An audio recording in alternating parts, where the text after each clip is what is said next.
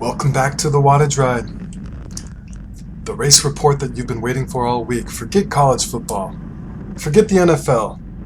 You want to know what happened on this race group ride.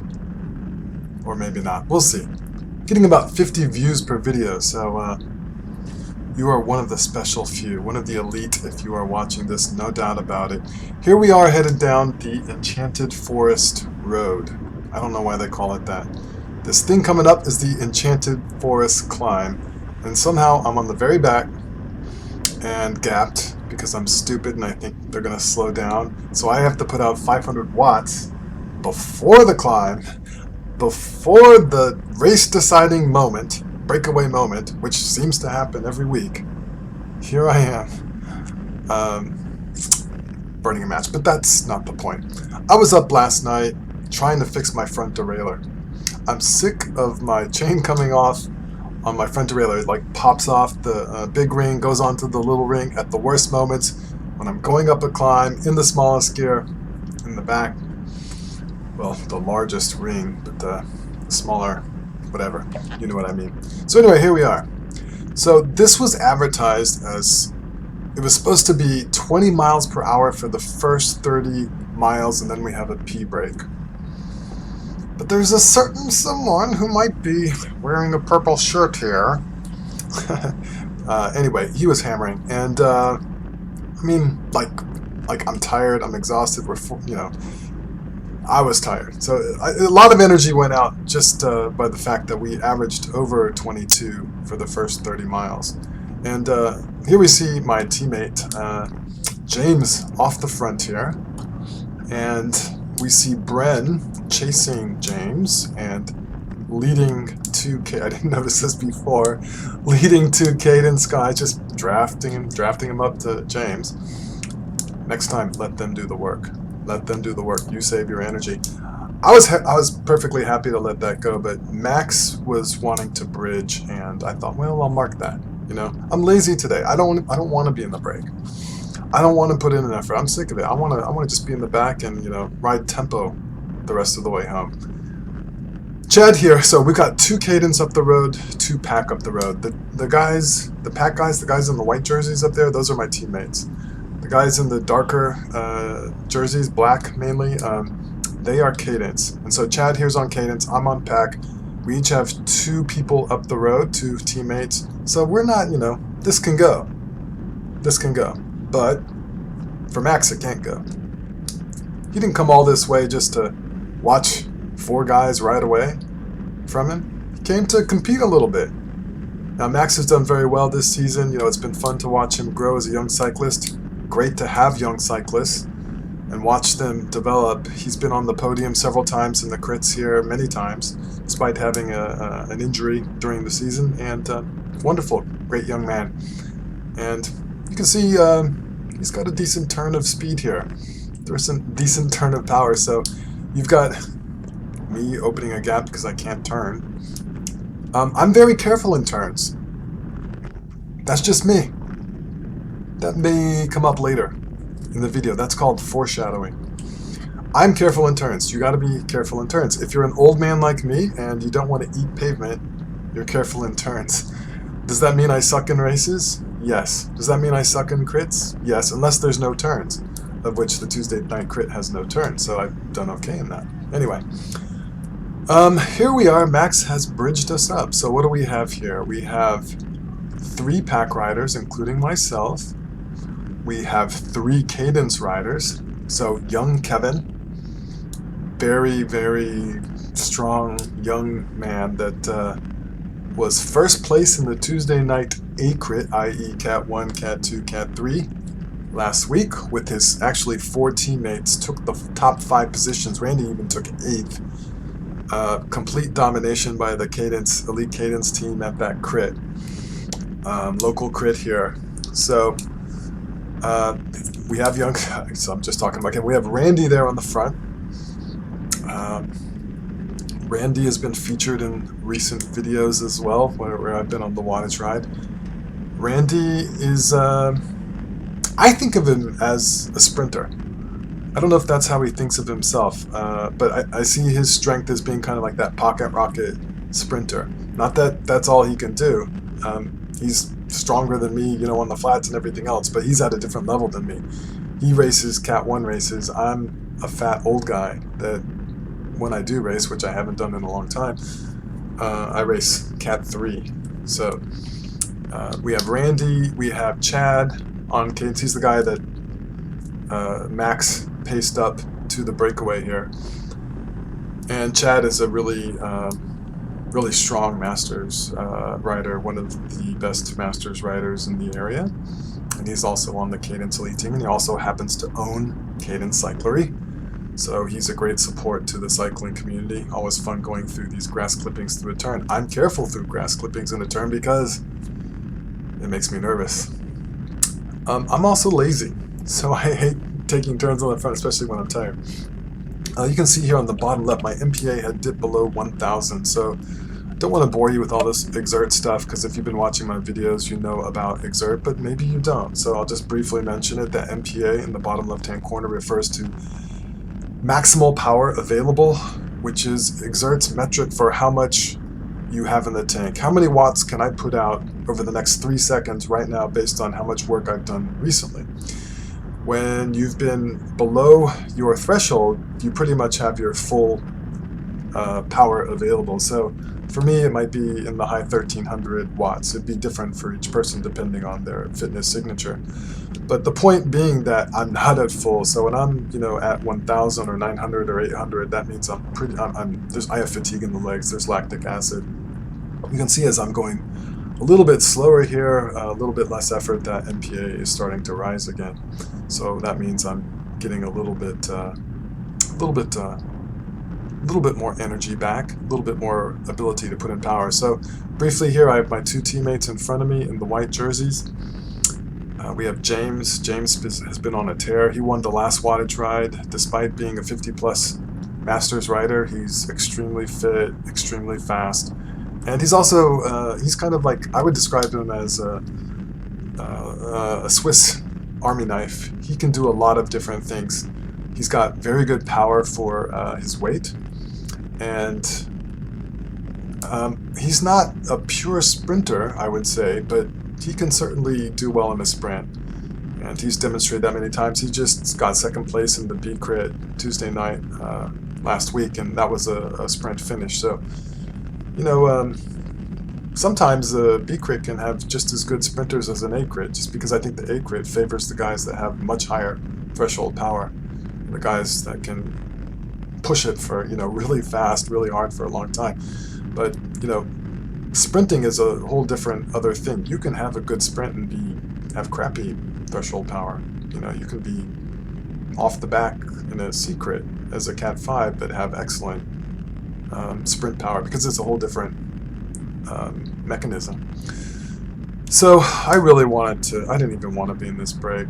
I was tired, and I want, you know, just really my body was saying do an easier ride, but I don't know, once you get into kind of the mode of doing the faster ride, do you really want to go back to the other ride? You know, that's, you know, but when you're doing the slower ride, you think, oh, I don't want to do the faster ride. It's like, how many times do you want to puke? You know, like, I don't know. You know, it's like, there's, I guess, some kind of payback that you get from doing a tougher ride, even if it's pushing you to where you're exhausted and feeling like crap, that I guess feels good sometimes. Of course, it feels bad other times. So, I've talked about the constitution of the break, and we have some guys behind us, of course. It wasn't the biggest group this time. Not a whole lot of teams represented. I'm trying to think. Trevor K was on the ride, United, but he was the only one, and I don't recall any other team. There was a guy who was just moved here from New Jersey who was on the ride, but due to certain persons kicking up the speed much higher than anticipated, I think he got dropped fairly early. So, bummer for him. I hope that he comes back, or I don't know, you know. Well, no, I want him back, but I'm just saying, you know, I guess you have to figure out if it's the right ride for him or not. But anyway, we don't need to debate whether it's the right ride for him. everyone can figure out what is the right ride for them. So let's talk about turning. I'm not good at turning. You know, once I was going to put out a video on how to do bad turns with just my stuff being the example, and I would just say, here's a bad turn, here's another bad turn, here's me getting gapped in the turn in the crit, and none of the video would explain how to do a good turn. It would just be, this is a bad turn, this is a bad turn, and you would just watch that over and over. I was going to make one of those videos before. Actually, you know, most of my race videos have been posted, but I haven't posted everything. There are a few that I didn't post. Not that I'm against posting when I do real bad. It's just that I guess I got busy and I was not as motivated to post videos where I'd done really bad, like getting dropped in the first 5 minutes. But part of the problem was the poor turning. So this is going to be a factor coming up, and we don't need to dwell on it overly. You know, a crash in a turn, but you know. Let me just explain what I know about turns then, which isn't a lot. So, part of it, you know, is giving yourself the right angle in the turn. So, you know, most of the time you want to have kind of a wide approach. You don't want to narrowly approach the turn. You want to have the longest circuit possible to be able to maintain your speed into the turn. So that's why if you're turning left here, you want to move over to the right to give yourself a different kind of shape to the apex. And let's also talk about body positioning. So you want to have, as I understand it, and I'm not good at this, you really want to weight. So first off, you don't want to pedal down in the way that you're leaning. Your pedal is up so that you have more clearance, and you really want to weight that foot, the opposite foot, and you want to really weight your handlebars. So the weight on the handlebars is going to keep pressure on that front wheel, preventing it from sliding out. You're going to get that contact patch further down, and that weight on the back foot is going to hopefully weight down the contact patch on the rear wheel. That's what I understand you're supposed to do. I've seen guys just rail it, and I'm like, I could never do that. I'm in the business of keeping my skin, not breaking my collarbone, etc. There is no podium I would exchange for a broken collarbone. So I don't care if it's, well, okay, I would exchange a Tour de France podium for a broken collarbone, I would. But besides that, I don't think I would. Anyway, we're going to have a bit of a turn up here, and so keep an eye on Bren up here. I think we're getting up to the turn now. Yeah, it's coming up. So look at Bren. And I was going to do like a slow-mo, cut this out, blah, blah, blah. You know, I'm lazy, though. There's no point in doing that for 50 people who watch the video. Anyway, here we are. Look at Brent. He's going to be taking a left turn. He doesn't know about the turn because we've changed the course. We're telling him the turn. So there he goes. Ow! So, again, I think one thing is you look at the video, he's a little bit too close to the middle of the road. Should be further off to the right to give himself a less acute angle. And yeah, there was a lot of gravel there. Maybe there was nothing could be done just other than slowing down. But anyway, bummer for him. Luckily he wasn't hurt in terms of any broken bones or anything like that. Bike seemed to be relatively okay. He was able to ride away from him. We're just checking on him right now. And just, of course, you know, cracking jokes a little bit with him to lighten it up, at least. I don't know if he appreciates those jokes. But anyway, it sucks to have people crash on the ride. There have been a lot of people that have crashed on this ride. A lot of times due to wet pavement. For some reason, this pavement out here in the McKinney area gets really quite slick when it's wet. Slicker than you would imagine. And so you have to be exquisitely careful when it's wet. Ask our president of PAC, Lynn Waters, about that. He's crashed just about a mile up the road here, going the opposite direction on a wet road. Here, the other thing is, anytime that you're doing something approximating a race, that's more dangerous. And you are paying more attention, hopefully. Well, hopefully you're paying attention all the time.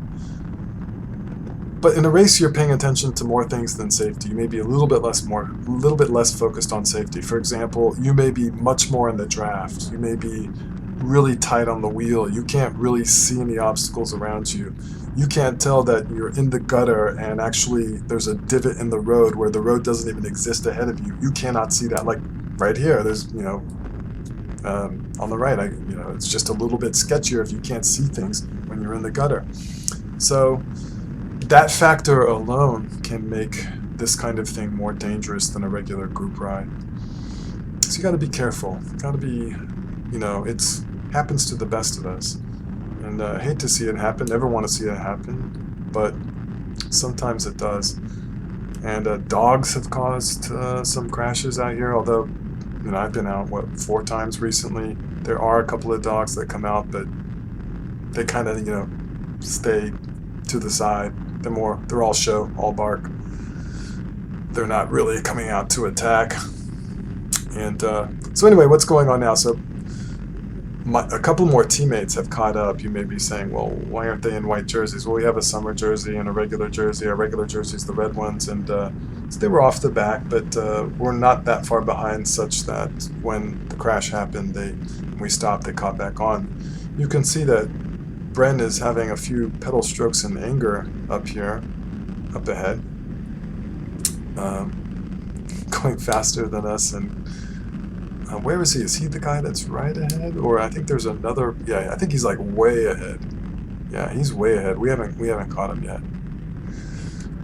And I wasn't exactly sure what the dynamics would be after this crash because we're all together. Are we still going to do our little race thing? Turns out we do, but there's a little bit of a lull in the action up until this point, and then there is some effort here to chase Bren back, although the etiquette of sort of should we chase our own teammate back, but guys were kind of neutralized because of his own crash, that kind of thing. Not entirely clear. I don't think James is saying, oh, we need to chase our teammate back. James is the one pulling on the front, a little bit of a gap in front of him. But, yeah, it's sort of like, rules in limbo at this moment. Whatever happens, happens in terms of the dynamics. But it does go back into race mode here pretty soon. So, was that enough about safety? Should we talk more about safety? And more things that I don't really know about? To be honest, I don't really know about anything. About cycling. The way that I look at myself, I'm just sort of a fish out of water cyclist. I am a complete Fred. I'm a complete Fred. I just happen to have gotten a little bit faster than many Freds and done things like this. I'm not actually one of them. My true place is big baggy jersey that's like XXL, flopping around, wearing bibs with my suspenders like over my jersey, with a camelback, because I don't have the coordination to reach my bottle. That's who I am inside. Now, if you just looked at me on the ride, you just say, hey, who's that old fat guy?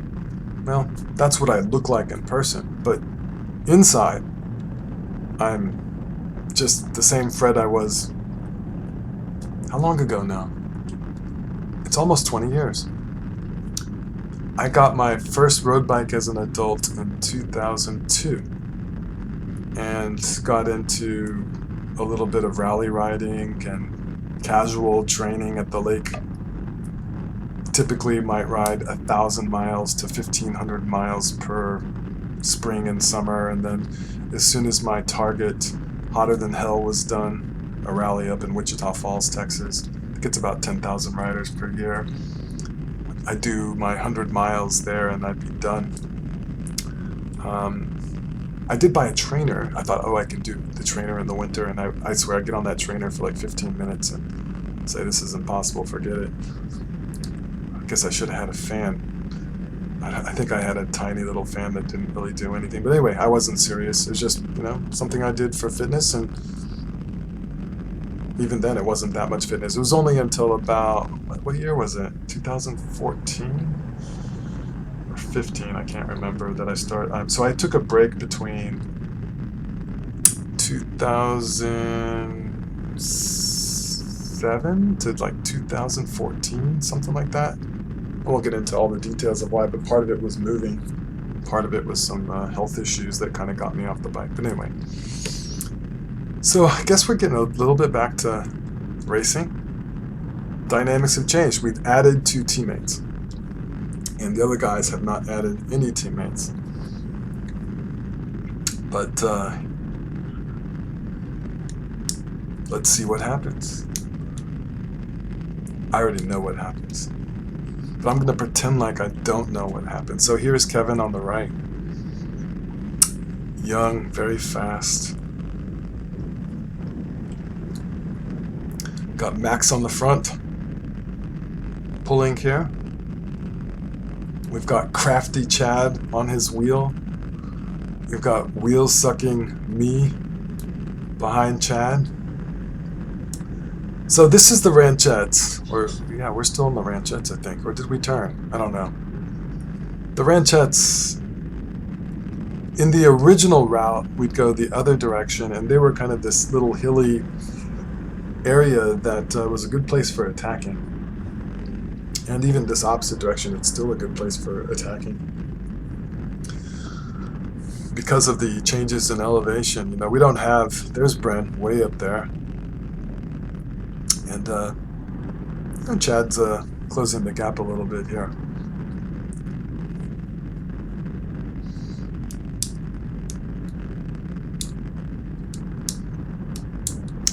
So it's September. It is. There's a horse. We're getting pretty close to where I didn't crash on wattage, but I rode off the road. So the turn onto the ranchettes from the opposite direction, I cooked it on a turn. See, turns are risky and dangerous. I cooked it on a turn, and I guess there was something like a pothole, so I kind of changed my angle of approach, of attack, and that left me with not enough space at the edge of the road to continue to be on the road. So I just rode right off the road into the grass. I didn't go down or anything. Just kind of rode into the grass, and that's about as close as I've gotten to a crash on the Wattage Ride. I should point out, knock on wood, I've really not been in a real crash since, okay, one. That was just stupid, and, well, it was like 6 years ago. I was riding all by myself. I wasn't going very fast. There was a speed bump at a park, and it had recently rained, and I decided to avoid the speed bump by going around the far edge. And so I kind of like flicked the bike through there, and there was a little patch of mud, and I just went down. So if you don't count that, like on all the group rides, let's see, I've had sort of like one crash that happened right in front of me where I kind of braked and stopped, and I think just had to put a foot down, but my bike fell over. And a similar kind of thing in a crit where the guys in front of me crashed in a breakaway, and I was able to stop and not go down, but kind of like my bike went down. So I've been really, really fortunate so far with not crashing. Anyway, hope you guys out there are not crashing as well. Maybe we can all make a pact to crash less. That would be good. So here we are. We have exited the ranchettes, and we are going to now be making an approach. There's Lynn on the right. He was part of the 2 persons who caught on. So the reason I'm doing the voiceover, in my last video at the very end, which I expect about 2 or 3 people got to, I said, would you prefer subtitles or a voiceover? And the one person who replied said voiceover. And also voiceovers are easier for me to do. the subtitles are kind of a pain to do, I guess, but maybe the voiceover takes more time because I have to watch the whole video. I don't know. But there was one vote for voiceover. Looking at Lynn's legs. Not sure what I'm seeing there. Here's Bren on the left, post-crash, full of adrenaline. So we're going to be taking a right up here. We are heading a little bit of a crosswind here, so that's why I'm riding to the right of Lynn. Here's Randy that we're going by. Lynn taking a pull. Oh, see that humor there? Me lunging for the city limit sign. Isn't that hilarious? I'm sure the guys behind me were just like, "Ah, that's really funny." I do what I can. I'm trying to lighten it up a little bit. You know, race ride. We're all gonna go for this finish line at the end. Well, what about the sign? We're gonna ignore the traditions of cycling and just ignore the city limit sign? Are you serious? Are you serious? It's not right. If there is a city limit sign, it must be contested, period. I don't care what else is going on. I don't care if you're doing the World Championships. If there's a city limit sign, you must contest it if you are there and you see it. This is a fundamental rule of cycling. When we lose this aspect of cycling, we lose the heart of cycling. This is like the spirit of gravel. It is sacred. It is the same in the spirit of riding on a road. You have these signs, they must be contested. And it's just, you know, think about the poor sign. Think about the sign that doesn't get contested. It's been sitting there all week. There is nobody else around, cars. It's waiting all week. Finally the cyclists come and they ignore it. If your measure in life, in the universe, is to be a sign on the side of the road, at least, God, please let somebody honor that sign. Is it asking too much? The spirit of cycling, I don't know what the spirit of gravel is, but I feel like I should weigh in. I don't own a gravel bike, and the closest I've come to gravel is riding my road bike on gravel, which was in Colorado on 23's. Interesting experience. I'll tell you about it later. So I do, you know, I do have skin in the game here. I've ridden my bike on gravel. Not in a gravel race, mind you. But it's been interesting to read these articles about gravel and like cheating in gravel. Okay? People are cheating in gravel, or, you know, well, specifically it's the controversy about women in gravel, starting with men, getting help from men, specifically getting help from teammates who are men. And I guess the big thing was the winner was handed a bottle by a male rider and got an advantage. Which, I don't know. I can see it both ways, but one of my points is if they never test for doping, are we really going to get upset about a bottle being handed to a female rider? I don't know. The spirit of gravel, I guess, is anything goes. Or no, it's not anything goes. You can't give a bottle to somebody. But other sorts of stuff that wouldn't be allowed in regular sanctioned cycling, I guess, would be frowned on, but I suppose there's a lot of infrastructure. You know, one crappy thing about this sport is like the littlest thing can give people such an advantage. You know, you go to the low T clinic and suddenly you have a huge advantage. That kind of sucks. I guess the margins in the sport are so slow. So we should actually comment on what's going on. So there is a bit of a thing going on, a secondary breakaway forming, I believe. Young Kevin has attacked, or is about to attack. I think he's about to attack, pushing the pace up here. And So as you have already heard, if you've been paying attention, we have 2 teams here plus Max. And Max is solo, no teammates. So, okay, there you see teammate James chasing Kevin, and then you see Max there, third wheel, kind of in between. I think he's decided, no, this is not going to happen, to cover that gap with Kevin and James. And so the rest of us, we could chase. In fact, we are known for chasing our teammates. It's something we like to do. I'm not referring to anyone in this video, but we kind of have that reputation in races. Which, because we do all our group rides chasing each other, it just translates, what you practice is what you do. So when it's the real thing, you also do the thing you practice, which is chase your own teammates. So, but right now we're not chasing our teammates, and we're just happy to let them go up the road. I mean, we're not just completely stopping, but we're not chasing. We're gonna let them duke it out by themselves. Kind of cool, these trees here, they kind of lean over. A little bit of shade here. Chad specifically picked this part of the route for these trees in the shade. And it's getting later in the day. It's hot in Texas. It's September, early September. Nice feature of this ride. Now, feature I don't like is all this chip seal. If you live in a place without chip seal, you are blessed. We are not blessed. We have lots of chip seal. So, vibrating all the time takes a little bit of a toll here. So they're long gone, Kevin and James.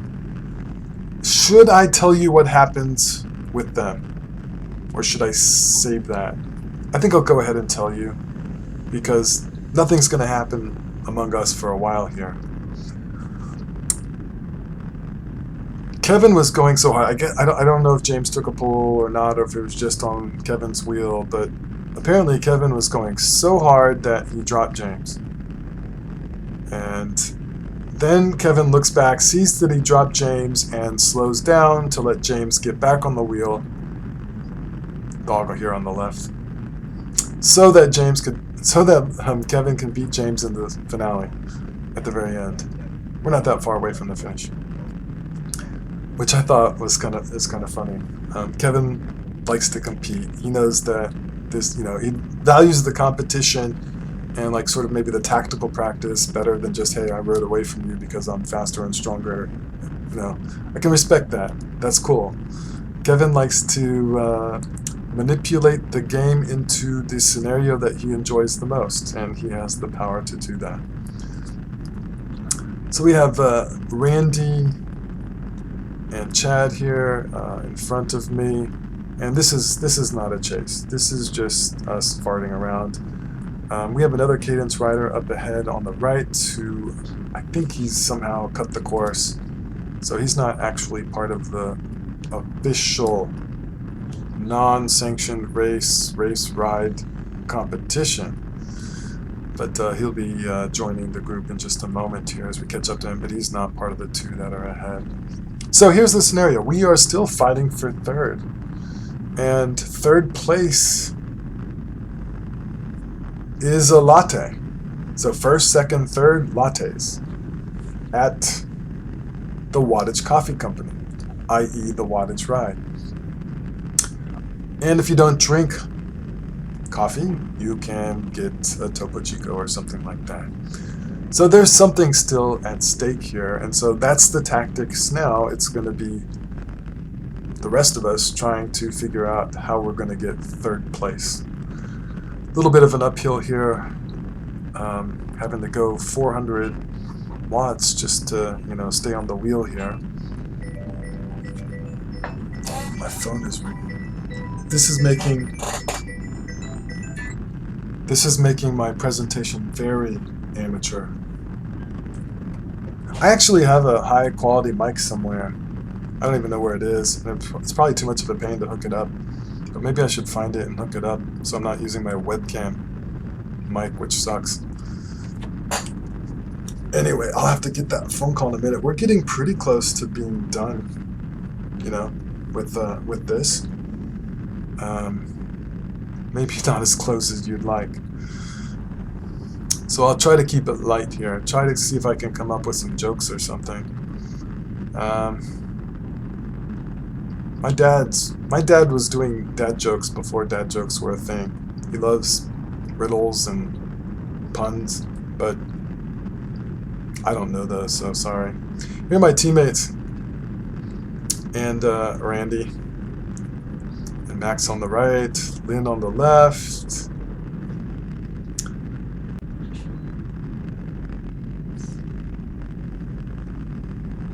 Interestingly enough, I won't say which one, but one of my teammates, we were just talking about it after the ride, he bought a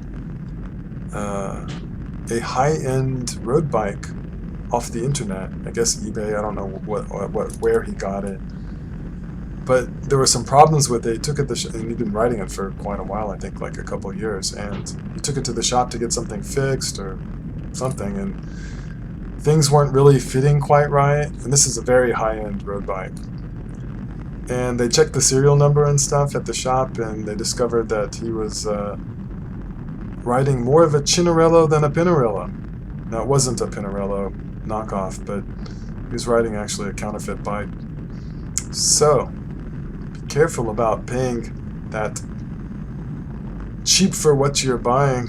Like, in other words, you use, oh, wow, I got this really high-end road bike frame for $2,000 off, but you just bought a generic Chinese counterfeit frame that's not worth a third of what you paid for, probably.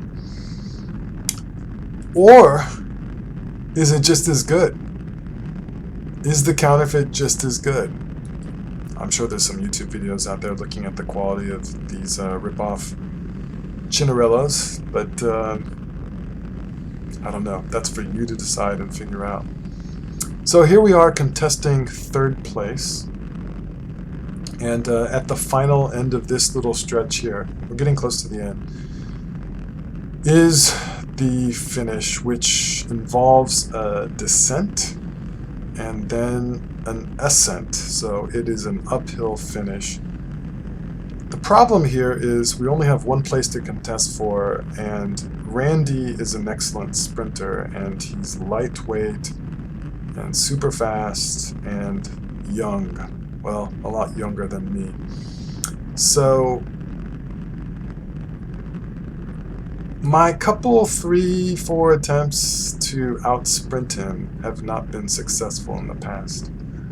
I'm trying to think. I don't think there's ever been a circumstance where I out-sprinted him in a finale. So I'm not liking my chances to out-sprint him, and it's not like he's stupid either. He knows tactics. I mean, he loves tactics. He's Asian. He's not stupid. I can say that because I can pull that card. I've got the Asian card in my back pocket. So anyway, he's good. And so, Mike in front of me here, he's definitely not a sprinter. Sorry, I may have put too much emphasis on that word, definitely. Mike, Lynn here on the left, he's definitely not a sprinter. I was a little, this is just stupid tactics on my part. Say, hey, let these guys go, let Randy cover the gap, and maybe Randy here has burned a match, but that's just hopeful thinking. I mean, Randy's like a drawer full of matches, a big drawer. He's not like one of those little gas station paper match. You burn one, the whole thing goes up in flames and it's gone in 2 seconds. That's not Randy. So there, Mike, he's pulling off. Randy covering the gap. And who do we have on the front? Is it Brent on the front? No, it's not Brent. Is it Max on the front? Okay. So how do we beat Randy? At a certain point here, I talk to Bren and I want to, should I work for Bren? Should Bren work for me? Should we just ignore each other? There goes Chad on the far left there attacking us. So Bren is covering this gap. I had yelled out that he was attacking. I need to do better at instantly covering these gaps. I kind of rev it up too slow, and then I'm in the wind a lot longer using more energy. So Chad's been caught. Bren's on the front. We've slowed down a little bit. And we're on a little bit of an uphill here. So we're going to be going a little bit uphill, then we're going to be descending, and then we'll have a more acute uphill for the final sprint. And so anyway, I asked Bren if he's feeling good with the idea of trying to understand whether I should do something to help him. Like, should I attack? I don't think my attack would be successful, but my expenditure of energy might help a teammate be able to pull off a bit of an upset. Maybe that, you know, that's a theory. It's not actually what I end up doing. We'll see this in a second, but there are alternatives here too, like wait behind Randy, try to surprise Randy with a little bit of an early sprint, try to do a lead out for my teammate, maybe he can go over the top, things like that. So Chad, you know, he's recovered again from a little attack to keep things going, and he accelerates us here. So every time we have to accelerate, it's a little bit more lactic acid, a little bit of dampness on my one feeble match left. It's like we're going to be one of those matches that you have to try to strike several times and it just won't go, and it like starts to crumble, and pretty soon it's like only a tiny bit of red and it's like squared off. That's the kind of match that I have right now. Chad was riding a new bike today. I forget what it was called. It starts with a V and it's a 1x. You can see the 1x there on the left. And it's got like a different kind of geometry based on the 1x design. So we're going to be making a little descent here pretty soon. Looks like. Well, not quite yet, but it's coming up after that little bit of a ridge there. A little bit of a truce here as we head to that particular place. When I think back of what I should have done, I think I should have done like an early, you know, deja vu. Third time. So, you know, maybe we just watch each other and don't chase this and Chad gets third place. That's excellent for Cadence. That's not really what he's thinking or expecting, though. He is doing this for Randy, to make us expend energy and to give Randy an advantage. So, like, you know, theoretically right here, Bren could have, like, put in a super hard attack and forced Randy to chase, and maybe I'm on Randy's wheel, and, you know, maybe, you know, like, there's a theoretical chance of Randy being tired and going over the top of Randy, but, you know, that's not what happened. So we'll get here to what I actually decide to do. You know, we're getting really close to the finish. So I'm like, I'm just going to do a lead out. Like, I'm just going to not try to gap or attack, but just do a lead out. I know they're on my wheel. Just keep it fast, and maybe Bren can do something and go over the top of Randy or something. I don't know. It doesn't make any sense. I mean, not that that's not a diss on Bren, but it's like an attack I think would have been better than a lead out. But that's what I did. So here we are getting pretty close to the front. There's Randy, just boom, gone. See you later. Max going after him, and me just suffering, tired. Putting in a little bit of a dig because I'm almost to the finish line. The finish line's that second yellow sign there. And then just ripping my heart out, taking away my extended podium 5th. Now I'm 6th. That's alright, it's fun. But that's part of what you do on group rides, right? You just kind of have fun with each other, and I'd have done the same thing. So that was it. As a team, we got second place, which is excellent. James is on fire, doing great. And we all survived and got back home and survived. I just said survived twice. On a hot September day, there's John.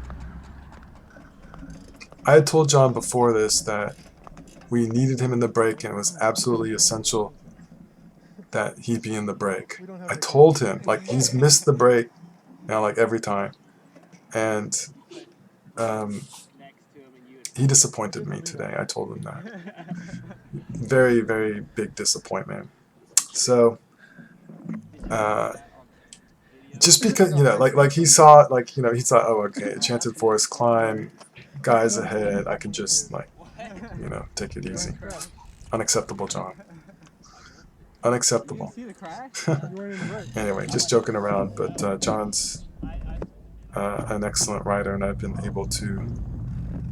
My best results in the Wattage Ride were collaborating with John together in breakaways, where I was more of the sprint threat and he was more of the breakaway threat. And smart, fun guy, and excellent cyclist. As are all the people in this group today that we rode with. Not a bad apple in the bunch, actually. Oh, that's one great thing about cycling. It's just going out and having fun with your friends. So that's what we did today. Hope you enjoyed the video. Take care and leave a comment if you want to. I will read it if you leave a comment. I read all the comments for my videos. All like 2 per month. I read them. So anyway, take care. Bye.